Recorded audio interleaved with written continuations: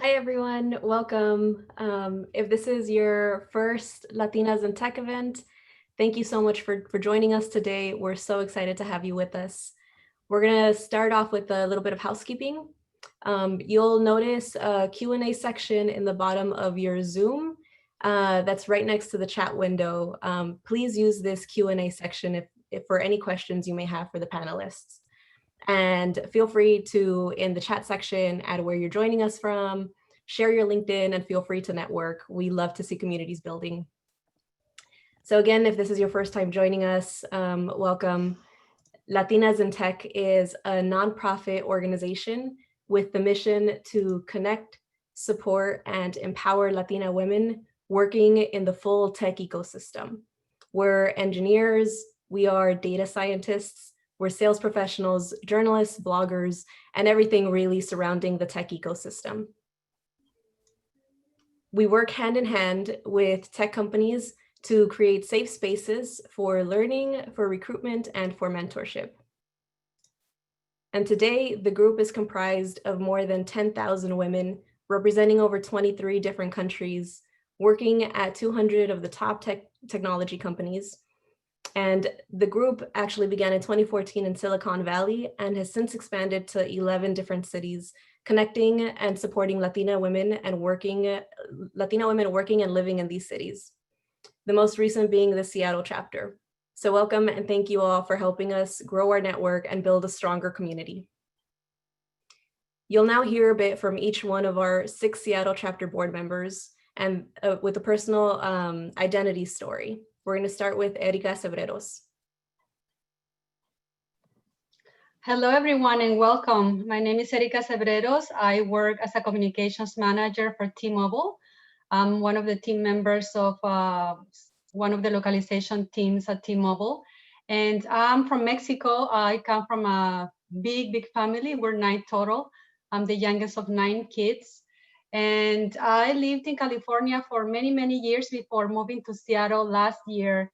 And I was a bit shocked when I got to Seattle and saw that the lack of diversity in many places in the city as a whole, in many of the schools and in the tech industry. So that's what I think is really important that we're talking about this topic today. And I can't wait to hear the stories from our wonderful panelists. Thank you, everyone, again, and welcome. And now we're going to hear from Gabby.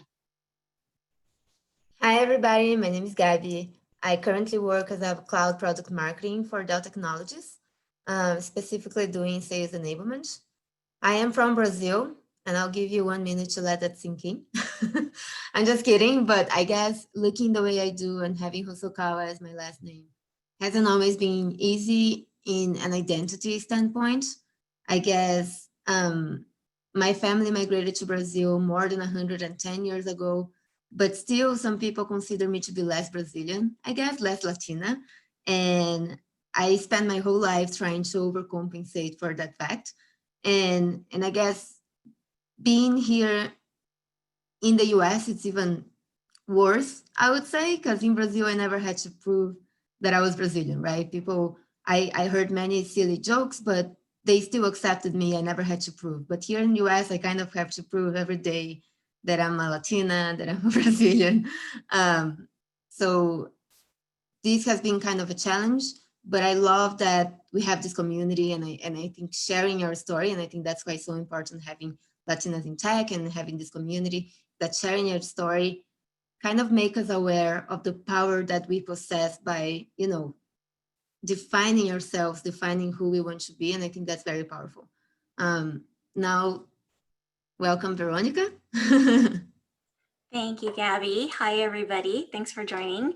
I'm Veronica Mejia Stewart. I work at Amazon. I manage a UX research team there for the customer service design group. Fantastic team. They're wonderful. Some of them are on the call, I think. So I am Mexican-American, Chicana. I was born and raised on the east side of LA, all along the 10 freeway from San Gabriel Valley to the Inland Empire. Shout out to the 909. Little identity story from me. I think echoing what Erica said, so I born and raised in Southern California. There's a lot more Latinos there. When I moved to Seattle in 2010, it was quite shocking. I hadn't lived anywhere else.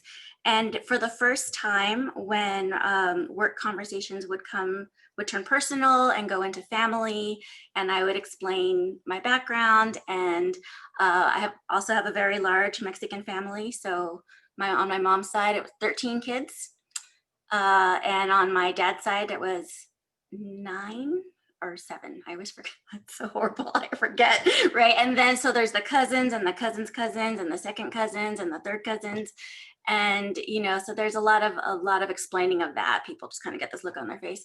And then I also, interestingly, when I moved to Seattle, started getting the comment like, wow, you don't even have an accent.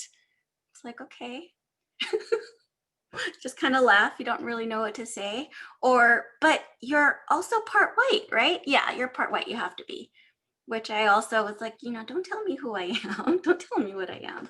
So just some, later in my career, learning to handle a little bit of a different type of topics. Yeah. I will pass it on to Evelyn.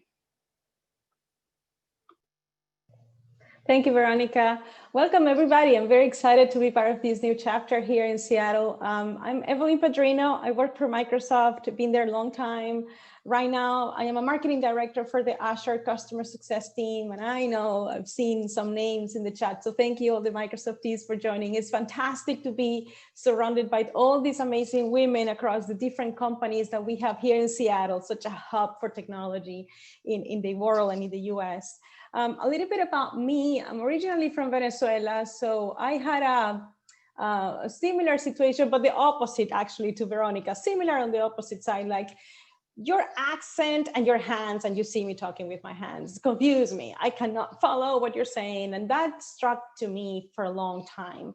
I've been in the Puget Sound for 13 years, and it's challenging to belong. And it's been challenging to belong. I have an accent, I speak different ways, I am very passionate, I want to say things, and that's not sometimes, at least on the Puget Sound area, what is expected or how you should behave. And without being disrespectful, that was really tough on me. It was really putting down who I am. And my authenticity was kind of pushed down, like, don't show who you are because that's not good. It's not necessarily what we're expecting from you. And they took me some time to accept that and say, I'm not disrespecting anybody, but the best of me will come out when I am my authentic self. And over time in my career, I have become more comfortable. And here I am talking to all of you about how not to be uncomfortable with your authentic self and always trying to bring the best out of you, because this is what really will bring the best out of you in every sense, for work, socially, personally, and all that. And I am super excited to be part of this group to encourage more Latinas to navigate the complexities of being Latinas. Thank you. And now passing on to Danielle. All right, thanks, Evelyn. So, hi, my name's Danielle Pita. I work for Liberty Mutual as an advanced analytics consultant, and right now I'm working in talent analytics, so understanding employee behavior. And for how I identify, I feel like it's always a complicated question. So I'm definitely Latina, I'm first generation American. Both my parents are Ecuadorian, but my grandmother on my mom's side is from Spain, and my grandmother on my dad's side is from China. So it's not as simple as just saying, oh, I'm Ecuadorian. And then for me, that question is really closely tied to where are you from? And even though I grew up in South Florida, I went to school in Philly.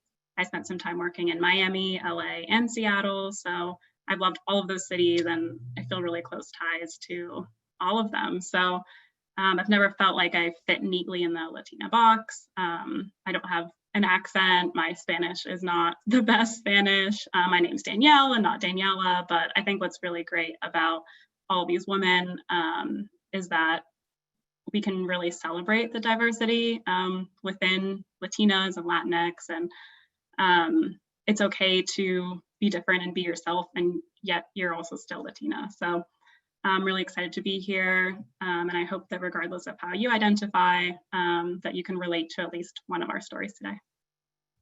And with that, I'll pass it on to Nancy. Thank you, Danielle. Hi again, I'm Nancy Cesenia. I'm a data scientist with Great Place to Work, where our mission is to build a better world by helping organizations create a great place to work for all. I am also first generation Latina, Mexican American from the LA region, and I am the proud daughter of two resilient immigrant parents who sacrificed everything to ensure my four siblings and I had the opportunities we were privileged to have access to. My story about belonging and identity has to do with something so simple as just my name. Growing up, I always felt as an outsider within my community and even within my family. Every single one of my four siblings had what felt like, to me, Mexican sounding names. We had Maricruz, whose name is the combination of my grandparents on my mom's side. We had Adrian, who is named after my father. Daniel, who's named after another family member. Angela, who was so angelic, she was like their guardian angel. And then you have Nancy, which felt so very American. And every time I asked my mom, she would give me a story about Nancy Reagan. And my parents never mentioned the Reagans growing up, so it felt really odd. And it wasn't until a couple years ago when she finally gave me a different story and said that when she came to the US, she came under the name Nancy. Those were the papers she was able to have access to. So when she was building her life up from scratch, when she got her first job in the US and met my father, it was all under the name Nancy. So they named me after this time in her life, this transformative time in her life. And it just gave me a totally different appreciation for my name. And it also helped me realize that belonging is so much more complicated than you think. And people may be struggling to find this sense of belonging, and you may have no idea unless they personally tell you. So as you just heard from all of us, and you're going to continue to hear throughout today's event, there's no one universal experience when it comes to belonging or even existing within the Latinx community, especially when it's built from people across so many different regions. We can't even agree on the right way to say cake in Spanish-speaking regions. Is it pastel? Is it torta? I'm not sure, but I'll take both of them. They sound delicious. So as a matter of fact, in the latest Great Place to Work dataset for 2020, we found that roughly 14% of the US workforce was made up of employees who identify as Latinx. And within that 14%, 56% identified as a woman. And within that 56%, we have a diverse range of identities, of responsibilities and challenges. Here we can see that 26% of the Latina women in the workforce were managers, and only 2% were executive or C-level leaders. And for their personal characteristics, we had 62% of Latina women having identified as having either children or elderly responsibilities, and 5% self-identifying as being a part of the LGBTQ+ community, and another 5% self-identifying as having a disability. And we know that, like, as we can see here, we have a long way to go to still get that seat at the table. And we know that representation matters. And when we do have that seat at the table, our sense of belonging and inclusion also rises. In the US, we found that inclusion increases with management responsibilities, but it doesn't increase at equal rates. At all workplaces, men feel more included at work than women. And with each step in management, there's an increase in feeling inclusion for both men and women, which means that that gap in inclusion, it persists across all levels of management. Men were almost twice as likely as women to believe that they were being treated fairly regardless of gender. And with the increasing managerial level, this gap in perception also increases. Men executives were 2.6 times more likely to perceive fair treatment regardless of gender than women executives. And we call this the executive blinders. We also found that white Caucasian women felt the largest gain in inclusion as they move up in ranks, whereas Hispanic and Latinx women felt the smallest gain in inclusion with more management responsibilities. And it doesn't stop there. This is even felt in our compensation. According to Lean In Org's latest research, they found that on average, across all industries, Latinas in the US are paid 45% less than white men and 30% less than white women. And today is actually Equal Pay Day, Latina Equal Pay Day, which means that Latinas have to work for nearly 22 months to make what white men are paid in just 12. Over the course of a Latina's career, she'll earn over $1 million less than the average white man, which really plays a huge impact on their families and their abilities to invest in savings, in higher education, in property, and so much more. The average Latina's net worth is less than 1% the average of a white man's. We belong in the workplace, and we deserve to be paid fairly for our work. I encourage you to check out Lean In Org's latest research to learn more about what you can personally do. And on that note, I will pass it on to Danielle to share more about their experiences with two of our board members. All right, thanks, Nancy. So excited to be your moderator. Before we kick off the panel, just want to remind everyone of who our panelists are. So we have two panelists, Gabby and Veronica. So just a quick reminder of where they work is on the screen. And then Gabby is an IC, she has her MBA, and then Veronica is a senior manager and she has her PhD. So both very educated, experienced women. And then another reminder, we are using the Q&A feature. So if you have questions for either of our panelists, please feel free to enter it in the Q&A box. And then after we have a few questions that we'll go through, I'm more than happy to take audience questions. So, and it looks like we are right on time. So awesome. So we will jump in, and Gabby, you can answer this question first, that'd be great. So everyone can get to know you guys a bit better. Can you share with us an anecdote or a story about being a Latina in tech? Yeah, sure. So for me, it's really hard to tell really what it's like to be a Latina in tech without considering the intersectionality of our whole identities. I think we fit in so many social categorizations that we each have a different experience. But, you know, being women, being Latina, being immigrant, I think for me, for my experience, for my personal experience, sometimes it's pretty exhausting. I think we all face from time to time what we call imposter syndrome. And I think that's true for women in general, but it's even more true for Latinas. I think, you know, we doubt ourselves once in a while. We are like, are we really supposed to be here? And I can say for me, that's very true. Even, you know, in meetings, I swear to you that I sound more intelligent in Portuguese. So for me to speak English in a meeting setting, in a professional setting, it is very intimidating. So I think for me, this is one thing. Another thing, you know, it's as we saw how Nancy showed the stats, we have only 2% of Latinas in leadership positions, right? And it's really hard for us to see ourselves there because there is no representation there. So I love to see when I see another Latina shining on the workplace.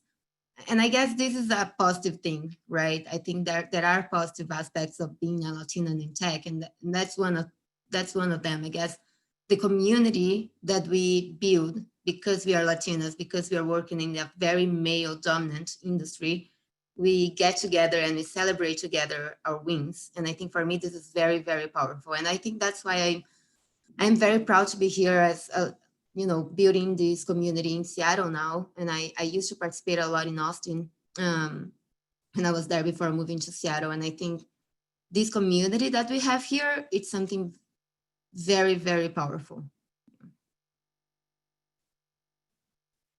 Yeah, thank you, Gabby. Veronica, do you want to share a story with us? I'll just, yeah, I think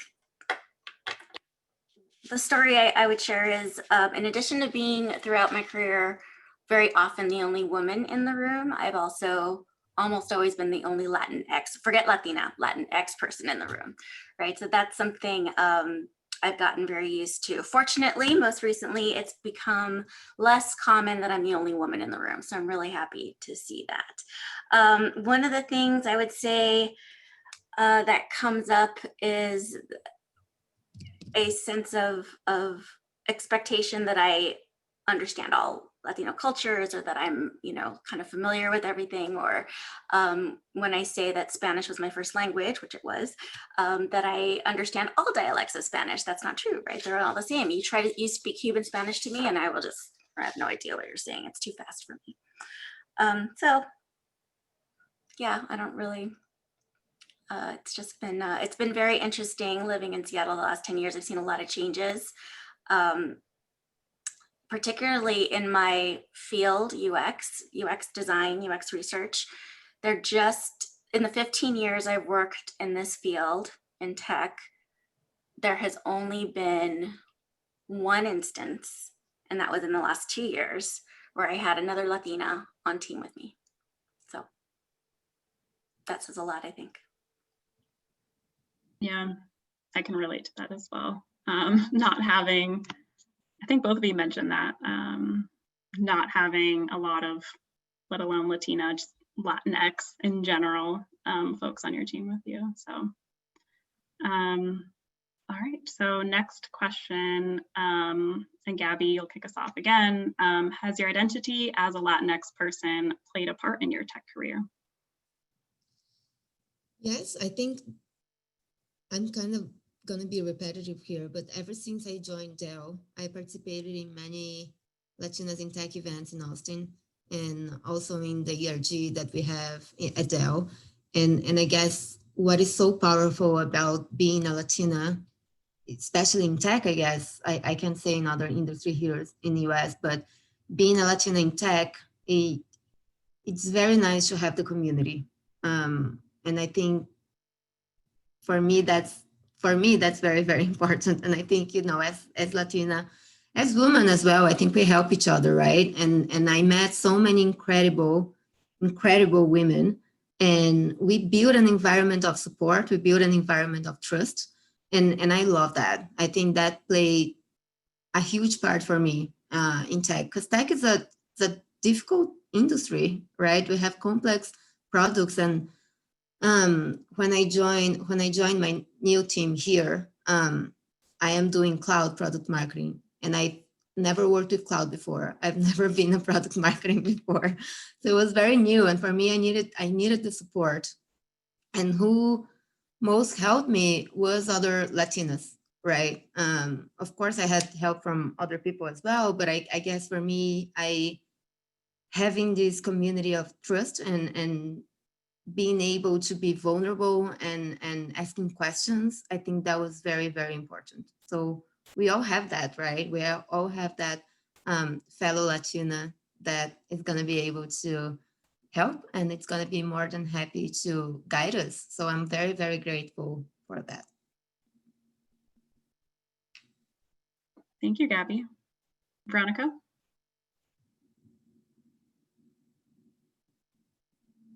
Sorry, had to unmute. Yeah, I something that comes to mind is, and again, I don't know that this is necessarily true for all Latinx families, right? But in my household growing up, one of the values in our household was working hard, but not drawing attention to yourself, right? You do not boast, right? That's ugly. That is grosera, right? You don't do that. Who do you think you are? So growing up in that way, I think it made me somewhat reluctant later on to promote my ideas or to really speak up unless I felt what I had to add unless I knew for sure what I had to add was very important, right? And especially in tech, especially in a male-dominated profession where, sorry for stereotyping, guys, but guys just kind of say whatever it comes to mind, and just without filters necessarily. And I do think, looking back now, I do think that early on it really impeded my career development. Especially because I spent 10 years in academia and then transitioned to tech when I started working in UX. And especially in that transition and becoming familiar with a new space and product development and learning about, and UX, nobody knew what UX was in the early 2000s, right? We were kind of figuring it out as we went along. So in that situation, I really just saw all the things I was not. And it was a big adjustment. And it has been a continual area of development for me, fighting imposter syndrome, as Gabby mentioned, and believing that I actually have something valuable to offer. And unfortunately, in the past, maybe even discounting my accomplishments. I think that's a big one. I would do something, not really think it's a big deal. So yeah, have to learn to advocate for yourself throughout. You are the driver of your own career. Yeah, thank you, Veronica. And that's something that both you and Gabby have brought up is imposter syndrome. And do you have any suggestions for how to fight that feeling that maybe, you know, you aren't qualified or, you know, even though you really are? I think of, there's something recently that an example I think of actually, I followed Kamala Harris very closely in the primary campaign. And when she was campaigning, there was a video of her going around where she was talking to some very young girls, I think, 10 years old. And they were just saying like, wow, you're so good at public speaking. You're so good. You're so good. How did you get so good? And she said to them, and I'm not going to quote it because I can't remember exact quote, but basically she said to them, you have to think about not yourself. You have to think about the fact that you have information that somebody in the room, and these days, right, in the virtual room, can do something with that information. So you're holding information that's going to be useful to somebody. And so you have to share that, right? You have a responsibility to help others and share that. And that I actually took a lot of it, and it was meant for little girls, but I actually took a lot of inspiration from that. I often even think of that and use that as an example, because it in that way, for me, it takes the spotlight off of me, right? And so I don't think about or worry about being too boastful or being too ugly, right? Those are the little nagging thoughts in my head. I love that, Veronica. I'm actually gonna use that. Yeah. Never heard of that, but I love that. Oh, if you haven't seen the video, please, I will send it out to everybody. It's so inspirational. Yeah, that's awesome. For me, it's a little bit, it's similar. I do want to watch the video because I thought that was an amazing phrase. But for me, it's a little bit of fake it until you make it. Absolutely. I agree with that too. What am I doing here? And it just says something, you know, just, you know, I'm gonna just say something and just trust yourself. And I think when you fake it so much and you kind of make it, you kind of start believing in yourself. There was a lot of situations, even here. It's not super comfortable to be vulnerable, but you know, when you feel like you have something to add, when you feel like you have something to say and you believe in that, then you just say it and it's fine, you know. I guess for me, one thing that I'm still learning to do and I'm still trying to do, it's not to be so afraid of failure and thinking about what other people think about me. Because eventually there are going to be someone that are not going to like me or that are not going to think that what I have to say is important or interesting. And who cares? You know, it's okay. It's going to happen. Who cares? There's a lot of other people that are going to take what you say and take what you do in a good way. So I guess for me, it's trying to focus on the right people, on the people that do believe in you and do want to see you succeed. But it's not easy. It's not. It sounds easy, but it's not. Yeah, thanks, Veronica and Gabby. All right, so next question, and Gabby, I think you touched on this a bit already, but how do you use your identity as a strength in your job? And I think, Gabby, for you, you mentioned community and really finding another group of Latinas that can help you. So do you have any advice for someone who maybe, maybe can't find Latinas in their company or can't find that right group of people to build that community? Yeah, sure. I think as Latinas, we are also viewed as strong and passionate. And I think that's a strength for us, right? We are passionate. We do want to do a lot of things, and we say, as Evelyn said, we talk with our hands, and that's true for me, it's true too. And I think that can be translated as passionate, as we want to make it done. We want to put our hands at the work and do stuff, So I think that's kind of a Latina thing, I guess. But I think also what we can use as a strength and building community, etc. But it's building relationships, no matter if it's another fellow Latino or not. But I think we are very good at other people. We are very good at building relationships and kind of being friendly at work, I guess. And I think, again, in the tech industry, as a very male dominant industry, that can be a very good thing. I think we are not individualist people, and that help us working on teams. And for tech is very important because we work with other teams as well, right? We work in a cross-functional team most of the times. So it's very important for other people to trust you. And I think we are good at building this trust. And sometimes I think this strength can be underrated. Sometimes, building relationships is very soft, but I think it's extremely important. It's extremely important. And you make teams kind of work better with each other. And if teams are working better with each other, it's a much more effective team. So I don't think, even if there's no Latina in the room, I guess that's the case for many of you, but you can build relationship with other people, people that are different than you. And I think that's very valuable. Yeah, thank you, Gabby. And one quick reminder, I see a lot of questions coming in on the Q&A, so really appreciate it. And even if you don't have questions, you can look at ones that others have asked and just give it a quick thumbs up so that we know which ones to answer first. All right, and Veronica? Same question? Same question, yeah. How do you use your identity as a strength in your job? Yeah, it's a +1 to everything Gabby says, for sure. I think we are drawn to, for sure, that was what I think drew me to leave my research psychology career behind and get into UX. It's just such a fun, cross-functional, collaborative space. As soon as I learned about it and had the opportunity, I knew it was for me. I just knew it was a good fit for me.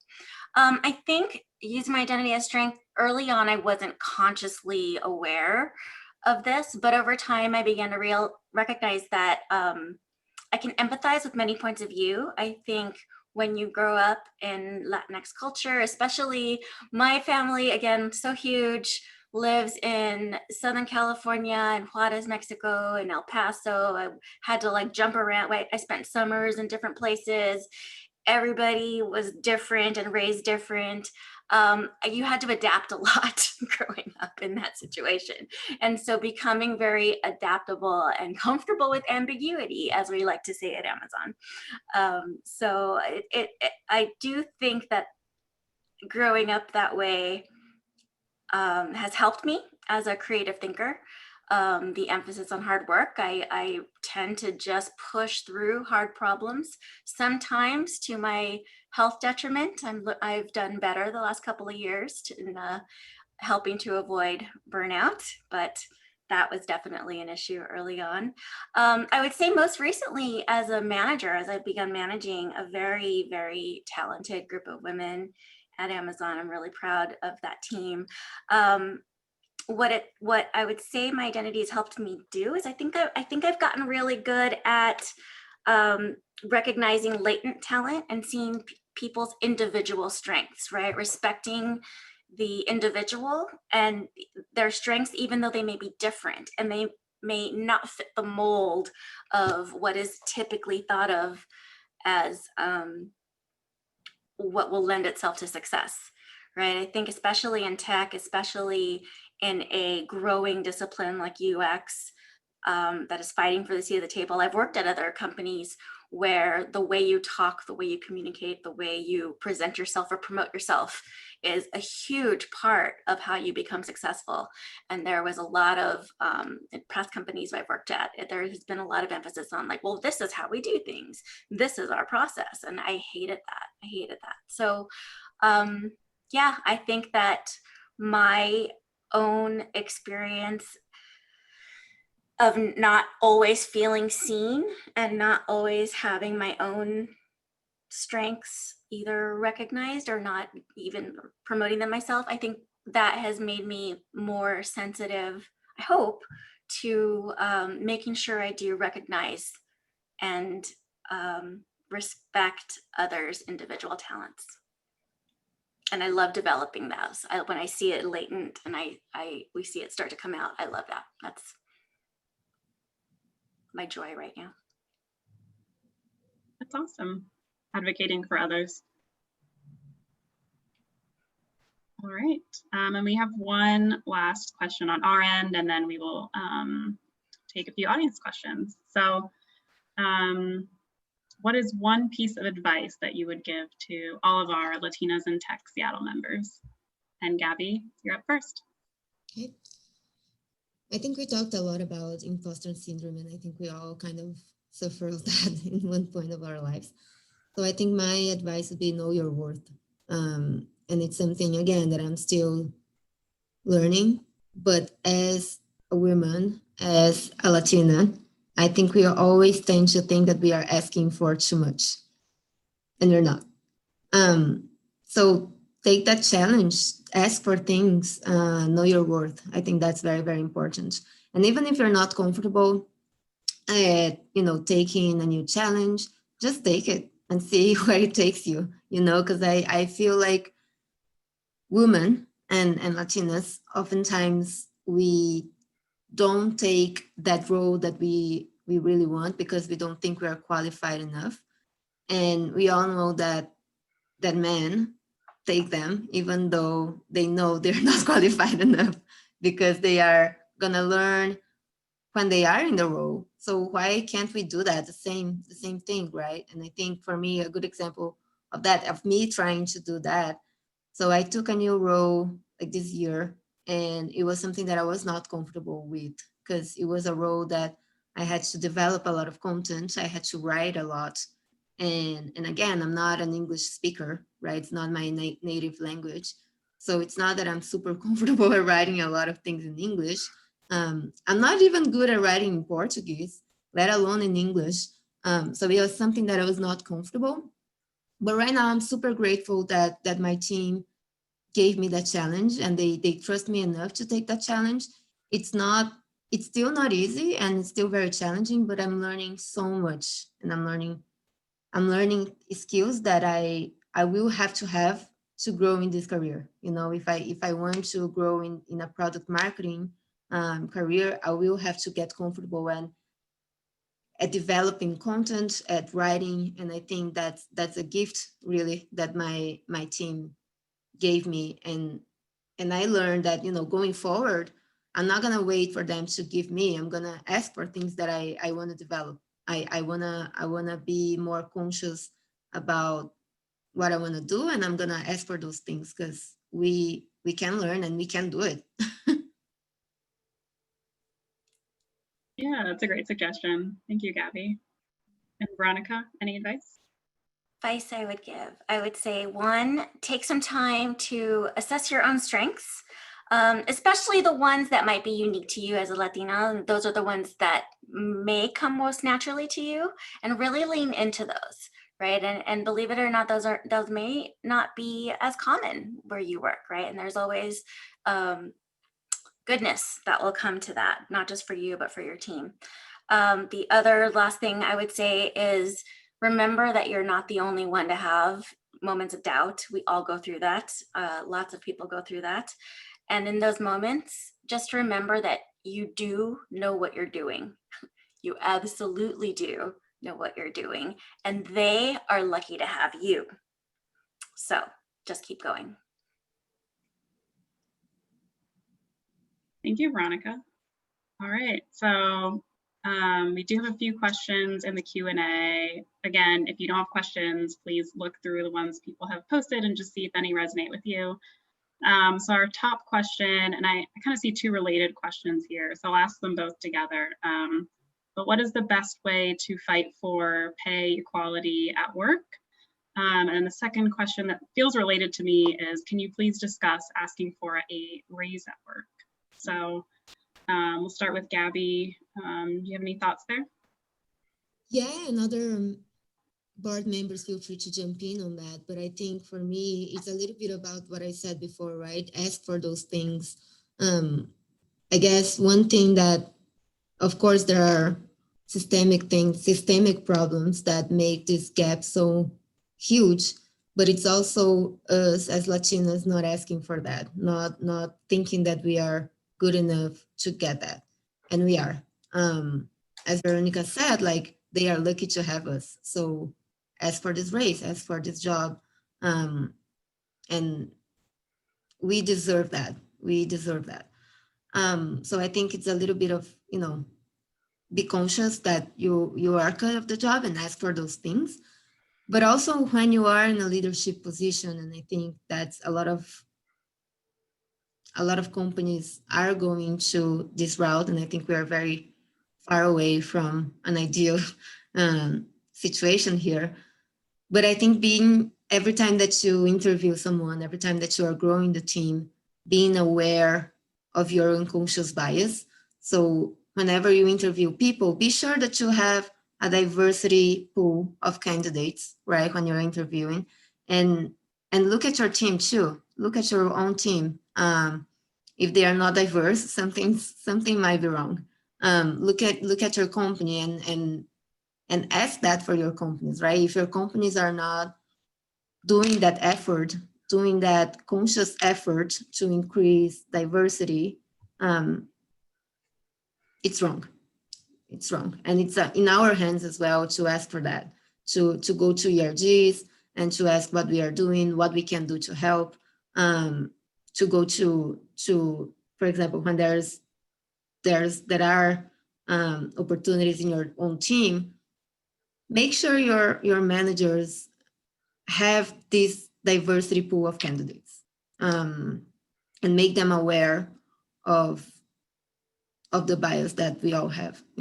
I think that's a little bit what we can do right now. Thank you, Gabby. Veronica, any thoughts? Yeah, one, remember realistically that the power you have to get the salary you want is highest when you're entering a new job, right? So first and foremost, remember that that's when you have the most ability to affect what pay you're going to be offered.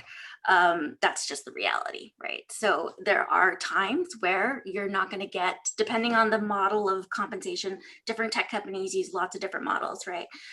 So depending on the model, there are certain truths that once you're in, it's tougher to really like move the needle, right? Especially the bigger companies, I think, because they have very set ranges and that sort of thing.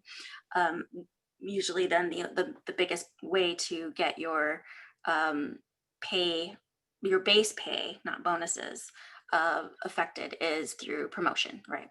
So remember that. I think also always have, when you're in those positions, have your walk away number, right? Do your research on your industry, understand what the company's model of compensation is, because some companies do very highly emphasize base pay, and some companies give a decent amount of base pay, and then they add in all these other benefits. And what is most important to you, right? So understand that and have those priorities. Do your work, do your research ahead of time, so that you don't go into these discussions blind. And I'll add one thing about that, because there has been some discussions, because right now discussing salaries with your peers and with your friends, it's kind of it's a gray area and it's awkward. Yeah. But if we don't discuss that, the only person that is gaining is the company, right? Because they can get away with this huge pay gap. So I know it's hard and it's a tough conversation, but yeah, do your research. And sometimes LinkedIn, Indeed, they do show the range for that salary, but sometimes the range is so big. It's like you can't even, it doesn't really help. So sometimes, reach out and try to figure out, right? I am having those conversations with my friends, and I think it's being very helpful, where we are gaining, where we are losing. And even though it's awkward and it's always going to be kind of awkward, but it's important as well, Yeah, that's how we realize where the pay gaps are. yeah. And whatever else, don't be afraid to ask. What can they say? They can say no. They're not going to fire you, right? Just say, hey, I want a raise. I want to be making this much money. How do I get there? Right? Yeah, it never hurts. Exactly. And build a plan with your manager, like, hey, I think I deserve this pay raise, or I deserve to be promoted. What do you think I am missing to get there? And your manager will have to have a plan for you, right? Absolutely. That's their job. Yeah, that's what your skills, that's what you are lacking as skills. So how do I build those skills? And then in 6 months or 3 months or whatever timeline you have with your manager, check in again, saying, hey, this is what you said before. I built those skills. I did everything that we decided that I was lacking at the time, and now I don't anymore. So yeah. One more adding to that. Yeah, I remember one piece of advice my first manager in UX ever gave me. It was brilliant, that I try to pass along as often as I can. Number one, he said, always keep your resume up to date, right? Or your portfolio up to date.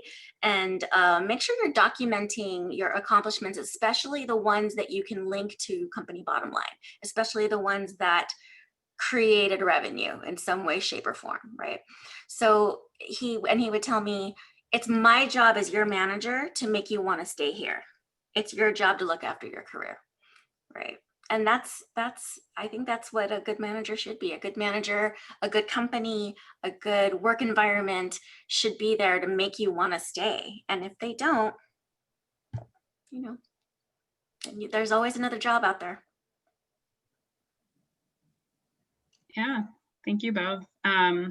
And working in the HR space, a few more tactful things I just want to call out. If you are ready to ask for a raise, ask for that promotion, just make sure that you keep the focus on yourself and your accomplishments. So what's really difficult is that you may know that your male coworker makes more than you, but you can't call that out in your request, because that's not going to be a good, successful argument to get to the raise. What you have to do is prove to them that you are just as valuable, if not more valuable, than that male coworker.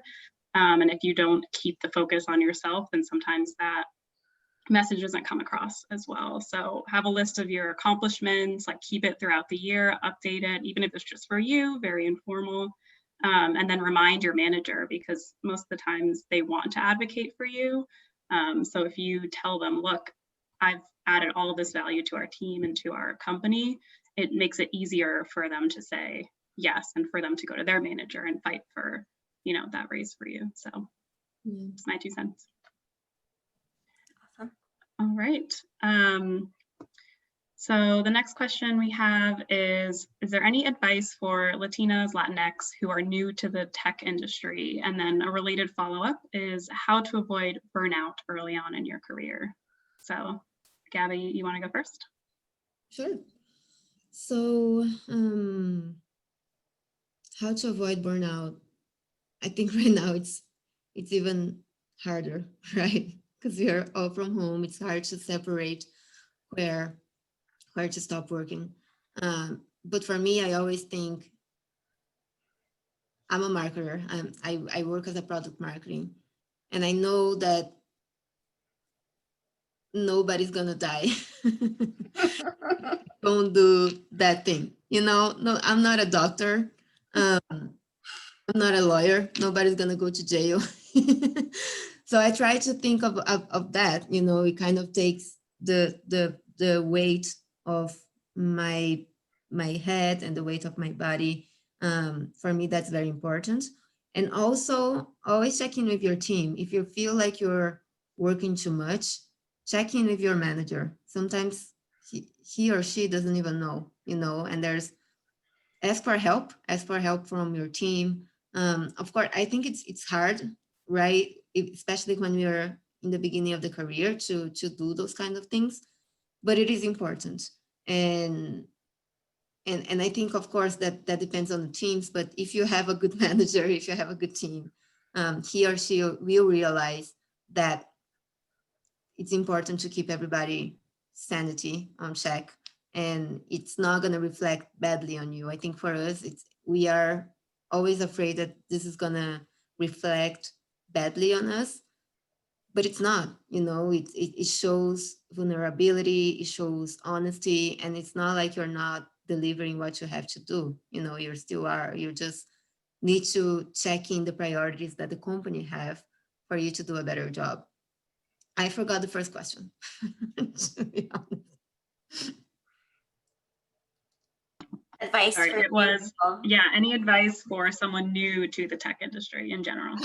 Yeah, I think for every industry and network, I think as Latinas, as Brazilian, I can tell my take, and it's not something easy. It feels awkward also to network, but it's important, right? Network with the companies that you're interested in, and also know the industry itself, knows how it works. And companies can be very, very different from each other in this industry, but you know know know the products. Those are very, very important. Know the how they work as a business, how they earn money. I think it's very important. And also, like, understand what you want to do in the tech industry, because there are so many different roles, so many different areas, that one thing might be totally totally different. And when I started at Dell, I was doing digital marketing for Latin America. It was another company. I can tell you that it was a totally different company. I was doing basically, everything that was related to Google ads and Gmail ads, those kind of things.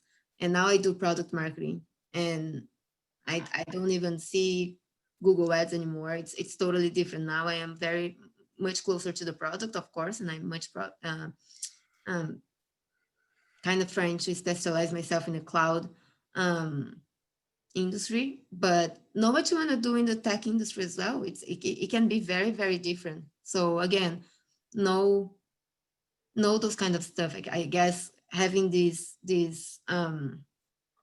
thing clear on your mind can help you a lot, can go a long way. Thank you, Gabby. And we are 5 minutes till the end of the event. So I do want to say thank you so much for all the questions. We will ask Veronica to write up her thoughts as well on that question, and then answer the rest of the questions via email. So we'll send that out after the event. Really appreciate the engagement and all of your thoughts. So that concludes our panel. So with that, I will hand it over to Erica for a few announcements. Thank you, Danielle. Thank you to our wonderful panel for sharing those stories. I think a lot of us identified with their stories. I want to thank our wonderful board here in Seattle for putting this together, and to the Latinas in Tech for all their support throughout this journey. And most importantly, thank you for joining us in our first event. It was wonderful. We do want to keep in touch with you all. Please register in latinasintech.org, and that way you can get notifications about our events, and you can get notifications about professional development opportunities, networking opportunities, of course now virtual. And you can check out our job board, and there are many, many other benefits for registering in Latinas in Tech. And follow us in Facebook as well. You can find the Facebook page here in the chat. We're gonna keep you informed of our future events. In the next couple of weeks, we're gonna be hosting a cafecito virtual so we can get to know you more and share more stories. So please keep in touch. COVID won't stop us. Be on the lookout for more opportunities to connect. And we also want to hear from you. We want to hear from you about which topics would you like to hear from us here from the Seattle chapter. So please register Latinas in tech.org and send us an email, info@latinasintech.org. You can always send us email there, or we can always also connect in LinkedIn. So we are very excited to hear from you, and thanks again for this wonderful evening. Nice to meet you all.